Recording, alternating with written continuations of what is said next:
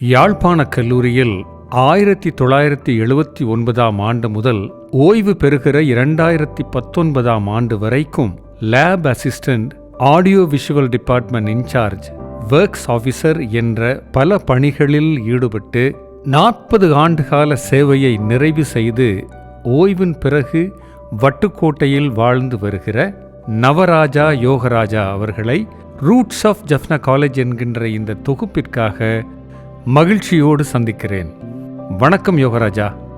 வணக்கம். என்னோட தந்தையார் பேர் நவராஜா, எனது பேர் யோகராஜா. நான் 1979 ஆண்டு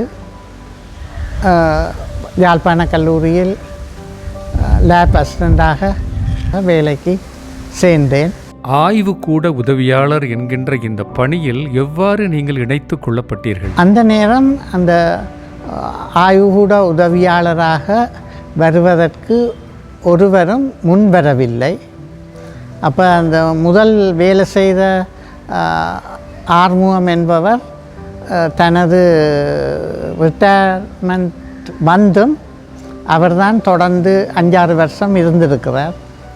அந்த நேரம் ஒரு வேக்கன்சி இருக்கண்டா போல் நானும் போய் அதில் சேர்ந்தேன். இந்த நியமனம் உங்களுக்கு யாரால் வழங்கப்பட்டது? அப்போ திரு ராஜன் கதிர்காமர் அவர்களால் எனக்கு வழங்கப்பட்டது.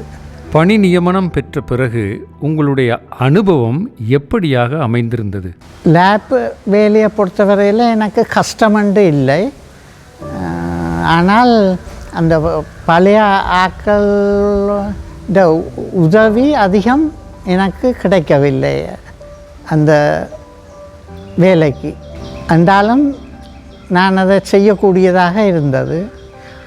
ஒவ்வொன்றையும் கற்றுக்கொண்டீர்கள்? ஆமாம் ஆமாம், சுயம்புவாக கற்றுக்கொண்டு செயல்பட்டீர்கள்? செய்வேன். அடுத்தது அந்த நேரம் லண்டனில் ஆரம்பிக்கப்பட்டது. நான் நினைக்கிறேன் 80 தான் ஆரம்பிக்கப்பட்டது போல். அதால் அந்த கொஞ்சம் கூடுதலான ரஷ்ஷான வேலையாக இருந்தது. பிறகு 83 அந்த பிரச்சனைகள் வந்தபடியால் அந்த லண்டனியல் அது அப்படியே நின்று விட்டது. திரும்பவும் அதே தொழிலில் நான் வேலை செய்து கொண்டிருந்தேன். லேப் அசிஸ்டன்ட் என்ற பணியோடு வேறு பணியும் அங்கு ஈடுபட்டீர்களா?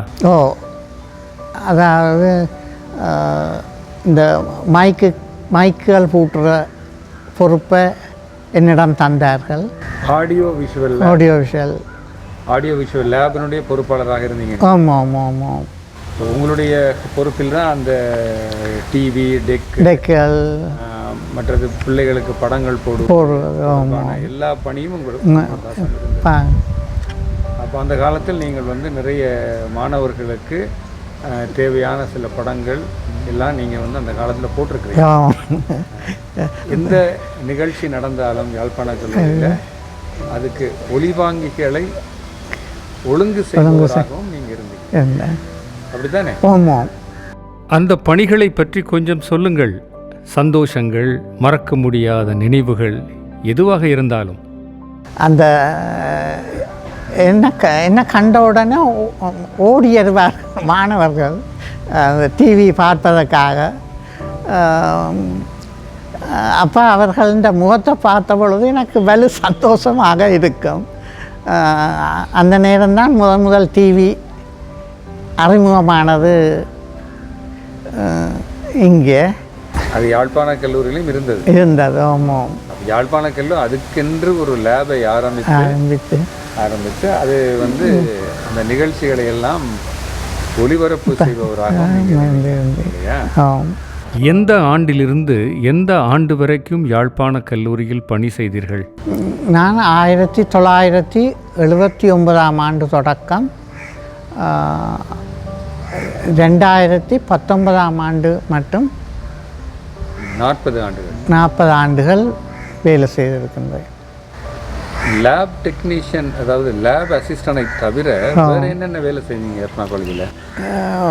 லேப் அசிஸ்டன்ட் மற்ற ஆடியோ விஷுவல் டிபார்ட்மெண்ட்.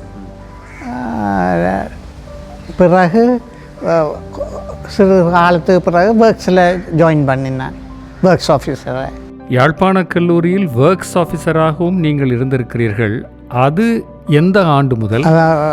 கணேசரட்னம் அவர்கள் ஓய்வு பெற்ற பின்பு நான் ஒர்க்ஸுக்கு ரிட்டையர்மெண்ட் வயது மட்டும் ஒர்க்ஸ் டிபார்ட்மெண்ட்டில் வேலை செய்தேன். நீங்கள் ஆய்வுக்கூட உதவியாளராக பணி செய்திருக்கிறீர்கள். ஆடியோ விஷுவல் டிபார்ட்மெண்டினுடைய உதவியாளர், ஒர்க்ஸ் ஆஃபீஸராகவும் இருந்தீர்கள். இந்த 3 வேலையிலும் உங்கள் மனம் கவர்ந்த வேலை எது? மனதை கவர்ந்தது அது இந்த டிவி போட எனக்கு பின்னால் ஒரு கூட்டம் வரும். அந்த சந்தோஷம் எந்த இதிலும் இல்லை. ஆய்வுக்கூட உதவியாளராக நீங்கள் பணி நியமனம் பெற்றீர்கள். தொழில் கற்றுக்கொள்ளும் போது உங்களுக்கு ஏற்பட்ட சவால்கள் என்ன? இல்லை, அதில் நாங்கள் கண்டி கொழும்பு ஸ்டூடெண்ட்ஸோட எனக்கு பழக வேண்டிய சந்தர்ப்பம் ஏற்பட்டது.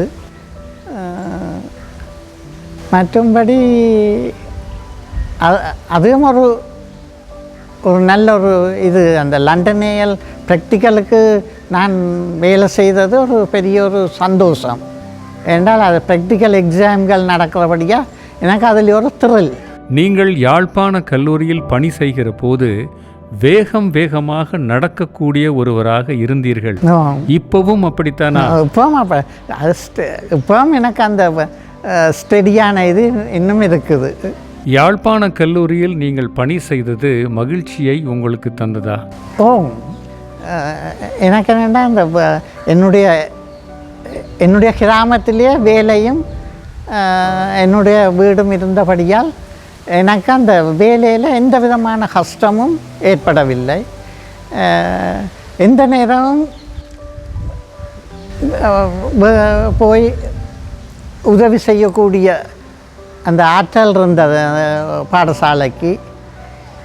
அது எனக்கு ஒரு பெரிய சந்தோஷம். இந்த அலுப்பண்டது இல்லை.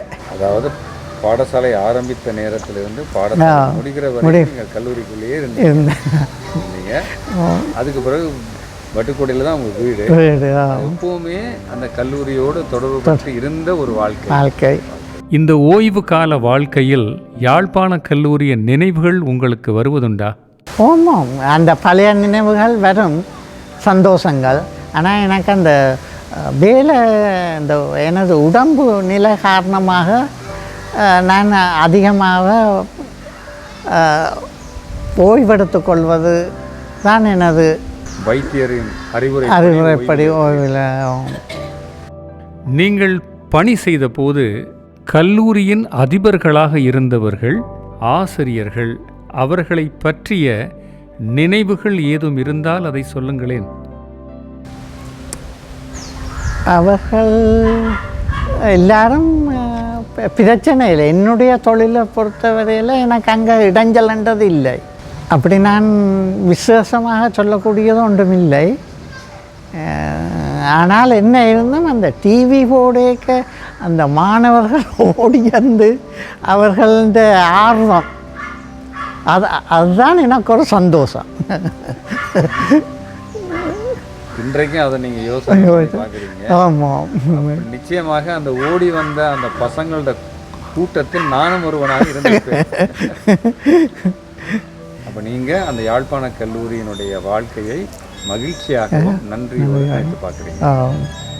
ஒரு நேர்காணலின் கீழ் பின்னூட்டத்தில் ஒருவர் இவ்வாறு கேட்டிருந்தார்: யோகராஜா என்று ஒருவர் 40 ஆண்டுகள் சேவை புரிந்து இன்று ஓய்வு பெற்றிருக்கிறார். அவரை நீங்கள் நேர்காணல் செய்ய மாட்டீர்களா என்று கேட்டிருந்தார். அனைவரையும் இந்த நேர்காணல் மூலமாக காணொளிகளை பதிவிட வேண்டும் என்பதுதான் எங்கள் விருப்பமும். ஓய்வில் இருக்கிற திரு யோகராஜா அவர்களை வாழ்த்தி நான் விடைபெறுகிறேன். நன்றி.